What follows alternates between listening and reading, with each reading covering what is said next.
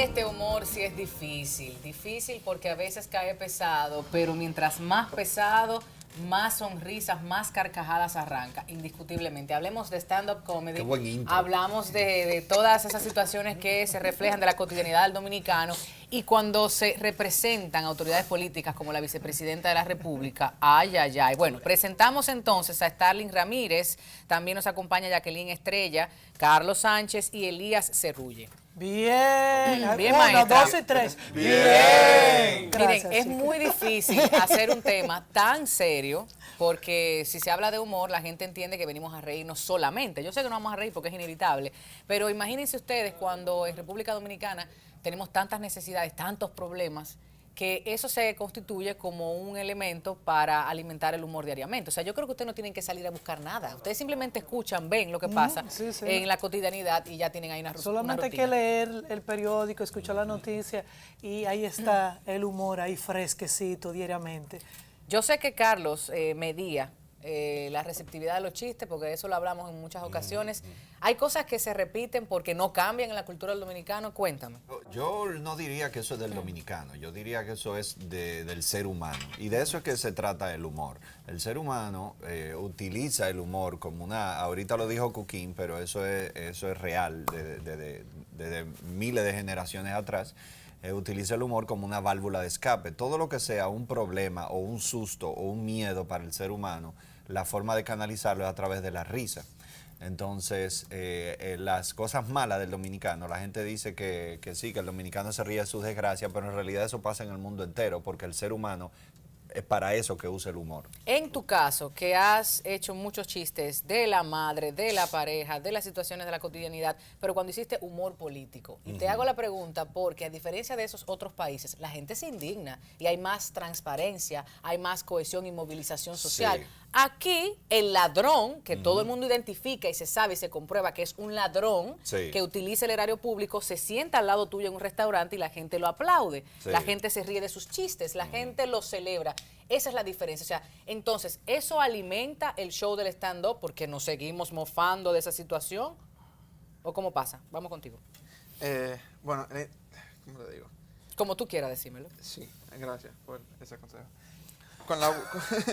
Con la burla pasan dos cosas. Hay gente que se queda en la burla superficial, que es la gente que simplemente se ríe de lo que está pasando y dice, bueno, se va a quedar así. Y está por la otra burla, que es la que desarma, que es lo que está diciendo Carlos. Que la que agarra algo o muy serio, o muy fuerte, o que me da mucho miedo, o que me tiene muy cansado, el humor te lo desarma y tú lo puedes tratar más fácil. O sea, por eso es que, por ejemplo, hay un artículo muy bueno que dice, a los dictadores no les gusta el humor, porque esa es una de las maneras principales en la que lo tumban. Mubarak fue así. Y los siberianos en Rusia armaron un lío del carajo, simplemente burlándose de la figura autoritativa, sin recotarse eso es así. Que de hecho está pasando ahora mismo en Venezuela. Como está tan polarizada la sociedad, hemos visto que el humor ha recrudecido de igual forma. Sí. Cuéntame de tu experiencia en escena y fuera de escena. El humor es una válvula de escape. El humor es ese vapor que aliviana la carga, la presión la baja. Y como dice todo el grupo, que creo que estamos de acuerdo en esa parte, si podemos ser tan sinceros como para decir nuestros problemas delante de un público, entonces la gente se va a identificar. Si nosotros podemos hacer que se identifiquen, entonces ya tenemos éxito.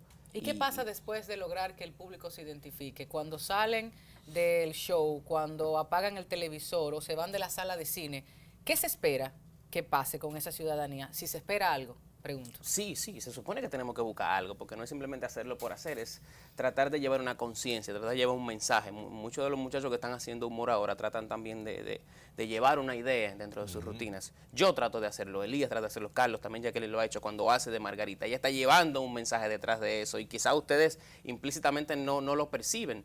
Pero cuando ella hace una crítica o cuando hacemos una crítica es diciendo, señores, ella hizo eso, él hizo eso, recuérdenlo, ténganlo presente para que no vuelva a pasar. Es más llevar una conciencia que llevar una acción o un movimiento, porque muchas veces no podemos controlar los movimientos de las masas, pero sí podemos llevar un mensaje. Y qué mejor forma dicen que la mejor publicidad es la sutil. Qué mejor publicidad que la sutil. Claro. La publicidad donde yo te hago un chiste y tú detrás del chiste, fue eso.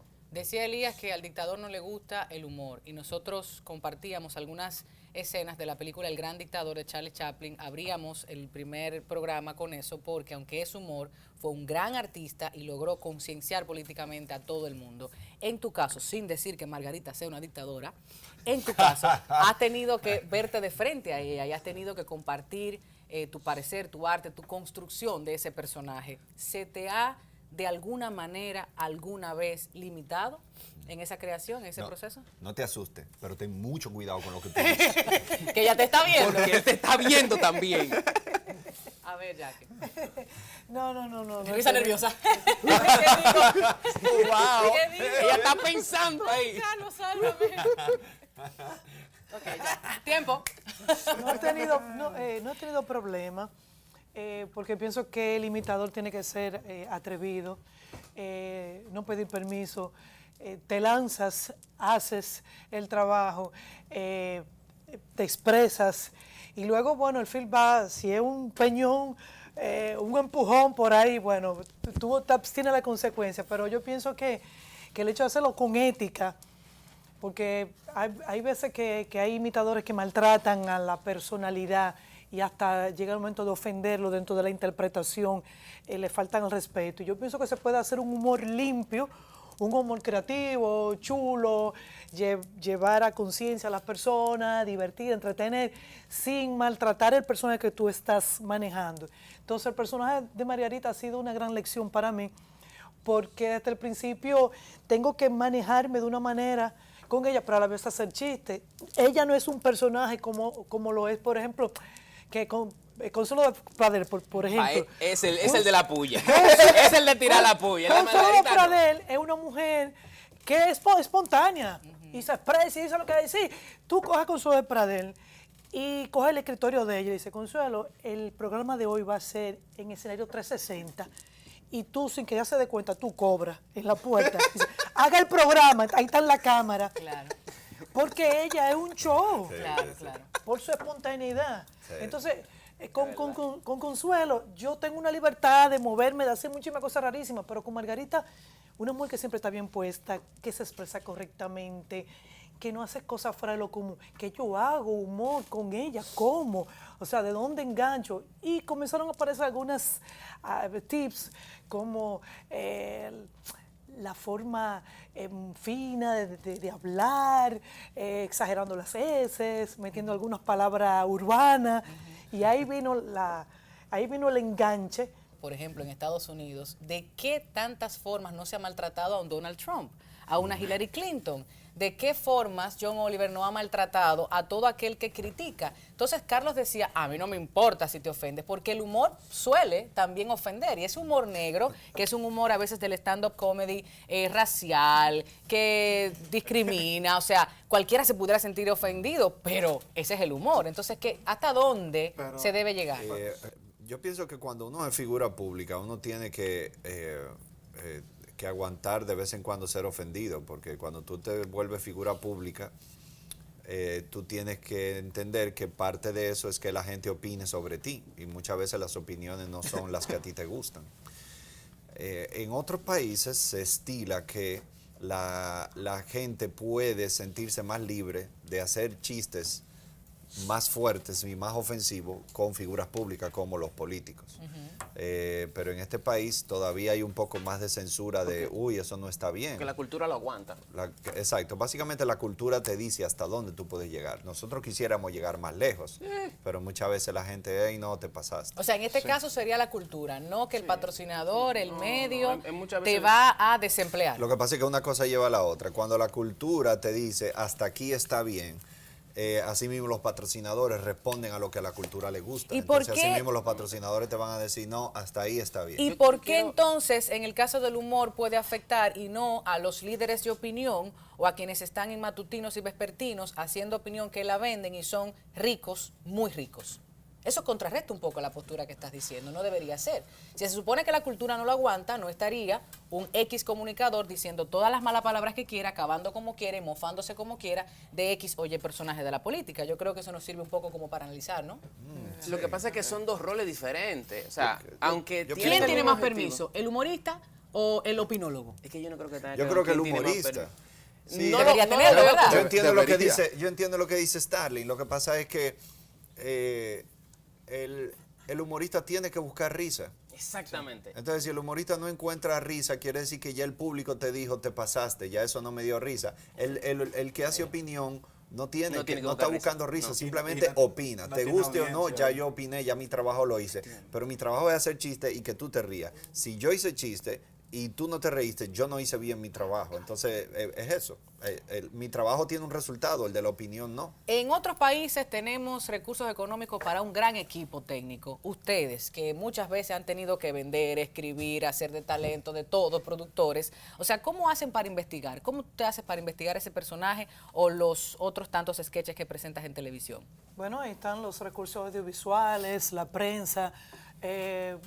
Generalmente, siempre por casualidad, porque siempre estoy viendo, investigando, si me choco con alguien me dice que es amigo, primo, familiar de un personaje que quiero, de una personalidad que quiero imitar, pues me acerco y trato de sacarle la mayor cantidad de información posible. Si una personalidad pública, pues ahí están, siempre está expuesta a los medios de comunicación, es fácil por internet, pues uno obtener. Antes yo iba dando un periodista, ay, Fausto, Polanco, por favor, ponme en ese CD un par de fotos de fulano y fulanita. Ay, yo voy a ver, déjame ver qué hago. Pero ya con el internet, tú haces un fulano y aparece una retaíla de informaciones y tú te nutres de eso. ¿Y en el caso de ustedes? No, nosotros hacemos todo el trabajo y como tú dijiste ahorita que todo está en internet y en los periódicos, nosotros tratamos de hacerlo mientras más actual posible, porque nosotros hacemos humor para una nueva generación. Y ahí quería traer lo que comentaste ahorita, que no sé si lo podemos volver a debatir brevemente, la parte del humor y el ser ofensivo o no. Sí, sí, por supuesto. El humor, en mi punto de vista personal, tiene en algún punto que atacar a alguien. El humor no puede ser simplemente porque sí. El humor debe atacar a alguien. Los chistes de borrachos son ofensivos para los borrachos. Los de viudas son ofensivos para las viudas. Los machistas. Los machistas son ofensivos para los que son... O sea, el humor debe ser así porque para que funcione, alguien tiene que identificarse y alguien tiene que ser atacado por ese que se identificó. Los de derecha, los de izquierda. Entonces, eso es lo que funciona en el humor. Ok, es a él o es a él. O sí, yo lo viví o yo lo experimenté o conozco a alguien que lo experimentó. Y yo creo que eso es la magia del humor, el tú como repensar en tu cabeza o rememorar en tu cabeza algo o buscarle sentido a un acertijo que te pusieron. Hay un humorista que lo que hacen es acertijos. Los que hacen trovas y los que hacen también trabalenguas, es un acertijo y tú le vas dando mente y a veces hasta riman. Ah, rimó, qué chulo esta palabra con esta. Y yo opino que sí, que el humor tiene que tener su cuota digamos que de ataque o de ofensivo a alguien o a algo. A los carros viejos, a algo. Hay que atacar algo para hacer humor. Claro. Y eso es lo chulo, porque entonces quiere decir que ahí viene la expresión, la libertad de expresión. Hay que ver en qué forma tú lo haces también. Y entonces ahí viene, de qué manera, porque la gente son muy cruda. Entonces ahí viene la ética del humorista, la responsabilidad tuya de saber hasta dónde tú vas a llegar para saber hasta dónde tú vas a tener éxito. Y de qué forma hacerlo también, porque, por ejemplo, yo con Consuelo, con la misma vicepresidenta, con Yadira Morel, he dicho muchísimas cosas, pero cuando tú lo manejas de manera, la gente se lo bebe y dice, ay, espérate, me tomé la pastillita y ay, Dios, pero mira, espérate. Mira, hay un tema también, por ejemplo, en el caso de Carlos, que lo hemos visto involucrarse en muchas actividades sociales, y digo de protesta específicamente, y has prestado tu imagen para esos videos y a través de tu incidencia social movilizar a la gente joven, sobre todo, clase media y alta que te sigue, eso hay que decirlo, es más difícil, porque en el caso del pueblo están muy inmerso en su cotidianidad, en su problema, en vender el pan, en alimentarse. O sea, eso es una realidad. Carlos, quitarse, en tu caso no te quitas nada, ni peluca ni mucho menos, pero despojarte de esa historia que haces a través del stand-up y decir a través de Carlos Sánchez, tú como persona, como ciudadano, ¿te ha costado? ¿Te ha sido difícil o tú lo entiendes como un derecho legítimo ciudadano que tienes? No, es mi derecho, pero yo tengo ese constante dilema por un poco lo que hablábamos ahorita. Yo tengo un trabajo y mi trabajo es que la gente se ría. Entonces, yo puedo hacer protestas y denuncias, pero yo sé que cuando yo hago eso, la gente no se está riendo. Entonces, mi trabajo es causar risa. Y te pueden vincular después a algo muy serio. Te pueden vincular a algo muy serio luego. No, el problema no es que me vinculen a algo serio. El problema es que la gente me sigue porque yo les causo risa. Por eso. Entonces, cuando yo hago algo que no les causa risa, puede ser un buen mensaje social, un buen aporte a la sociedad, pero al final la gente dice muy bien, pero hazme un chiste. ¿entiendes? Porque ese es mi trabajo en realidad, es el trabajo de todos nosotros. Yo lamentablemente soy de los que cree que, no sé si en todos los países, pero en este país ya el humor político no produce resultados. El resultado es que eso cause un cambio, que tú con eso hagas un aporte y que los políticos a los que tú relajas tomen conciencia y digan, wow, ya la gente está hablando mal de mí. Pero sin embargo los políticos de aquí ya son todos unos descarados que mientras más tú te burlas, más ellos dicen, hey, qué chulo, se están burlando de mí, déjame seguir. A lo mejor eso es hasta gasolina para ellos seguir haciendo más de la barbaridad que hacen.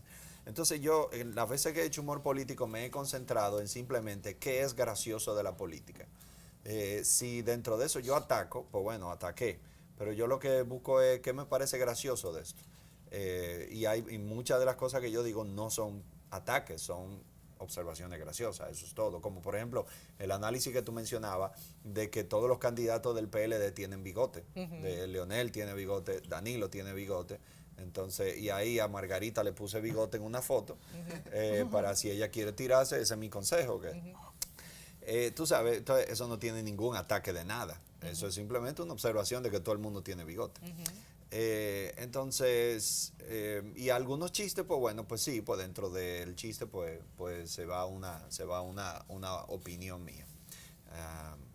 Ya para hablé concluir, mucho ya, dime. esa fue prácticamente tu conclusión. ¿La tuya? El humor en la política y en la sociedad tiene un rol muy importante, pero no es un generador, es un catalista. O sea, el humor político, por ejemplo, como está diciendo Carlos, es algo que ahora mismo la sociedad está hasta aquí, está hasta el cuello de cosas, de la sociedad, del gobierno. Porque, por ejemplo, para hacer un programa de crítica social humorística, no pudiera ser nada más atacando al gobierno, porque entonces es queja, es lo mismo que se ha dicho todo el tiempo. Entonces, donde la burla entra como en su rol en la sociedad, agarrar esos temas tanto de la sociedad, porque nosotros somos súper pecadores de muchísimos problemas, nosotros somos causantes de la gran parte de los problemas. Qué raro se escuchó eso, somos pecadores. O sea, nosotros somos causantes. ¡Arrepiéntete! ¿Y de quién vino la palabra? Pero que digo, nosotros como ciudadanos somos muy ignorantes a las fallas que tenemos y a la cosa que permitimos. Y por eso es que se da todo lo otro. Todo lo malo que se da aquí es porque uno lo permite. Uno tiene el gobierno que se merece, uno tiene la sociedad que se merece. Entonces la burla en su rol es simplemente decir, hey, mira esto, porque el comediante tampoco es un superhéroe. ¿Entiendes? Yo no lo vive diciendo. Yo dije esto, pero yo no soy quien me quiere imponer. Yo simplemente lo apunté y la gente tomó acción. Si la gente no toma acción, el rol del comediante se queda como nada. Bueno, terminamos por allá. De mi parte, la conclusión para los comediantes que estamos ahora intentando hacer esto, hacer stand-up, hacer humor, los jóvenes, es que tenemos que buscar credibilidad. Y de corte político, ¿recuerdas? Tenemos que buscar credibilidad. O sea, el humor, los humoristas dominicanos, nunca hemos intentado buscar credibilidad en lo que decimos. Entonces, por eso, muchas de las personas que nos escuchan o que nos ven simplemente dicen, bueno, lo que está haciendo es un chiste. Y a veces es una denuncia seria, pero lo ven como un chiste. Entonces, ahí está la parte de la credibilidad, de que vean de que nosotros también podemos aportar a la sociedad opiniones interesantes, que también es difícil, pero puede ser. Opiniones interesantes que causen risa y que llenen shows, porque entonces ahí la parte de donde nosotros comemos, cuando llenamos un show, cuando llenamos un espectáculo, pero en base a una conciencia social y a que la gente diga, hey, él sabe lo que está diciendo. Pero me hizo reír también. Sí. Entonces ahí está el reto. William Mayer, por ejemplo, en Estados Unidos, excelente. Jackie, tu conclusión. Como decía Freddy, hay que leer para documentarse de lo que uno va a hacer. Sí. El humor ha servido como plataforma de catarsis, tanto en uno como en el otro. No siempre lo hacemos como denuncia, es una forma de desahogo. Hay muchas formas, o sea, no, hay veces que sí, un tema nos da el pie, pero hay otro tema que es para uno gozárselo y... Para vacilárselo. Para vacilárselo, o sea que el humor no sirve para informar y para entretener. Y no podemos perder en vista estos dos aspectos, porque la gente paga para que tú lo hagas reír. Y Y hay que tener una cierta ética también a la hora de uno pararse frente a un público. Y a todos los que están viendo, que son seguidores de nosotros, que quieren incursionar en el humor, en la actuación, pues que se den la vuelta por la Escuela de Arte Estrella. Ahí está en Y pantalla. allí le vamos a enseñar todas las técnicas para que puedan desarrollarse Y que en imiten cualquier a Cándida escenario. Montilla. También, sí. Así que los teléfonos son Margarita. 809-689-3430. ¿Alguien, por favor, puede hacer del cardenal un día de estos? Háganos ese pero favor. del ex cardenal, ¿será? Sí, sí, del ex. Ok, sí. Hay que- Él. hay Lo que que- pasa es que ese es el cardenal. Él. ¿Tú te imaginas eso? Bueno, ¿qué gracias es lo que él por no es? acompañarnos. Nos Arzobispo. vamos a la publicidad.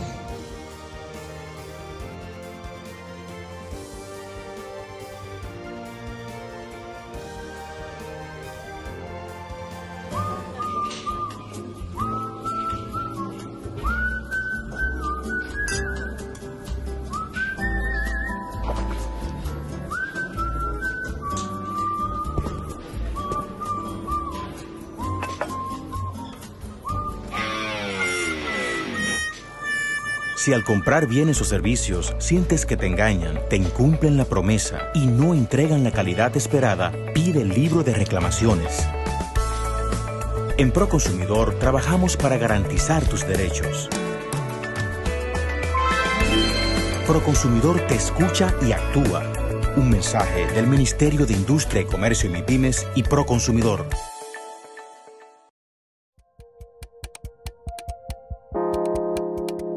República Dominicana está actualmente en una posición que ya no es que cumplió, no es que está sosteniendo y manteniendo, es que impresionantemente ha seguido progresando en una manera que hoy es un líder en nuestra región. Lo digo como director regional, porque sé los países que tengo a mi responsabilidad y sé el estatus que tienen. República Dominicana actualmente, en la última auditoría que se le hizo bajo el OASI, tenía un cumplimiento de un 87%. Eso es mucho más sobre el nivel tanto global como el nivel regional en cuanto a cumplimiento con esos estándares y prácticas recomendadas del OASI. Haciendo mejor lo que hemos hecho bien. Instituto Dominicano de Aviación Civil, IDAC.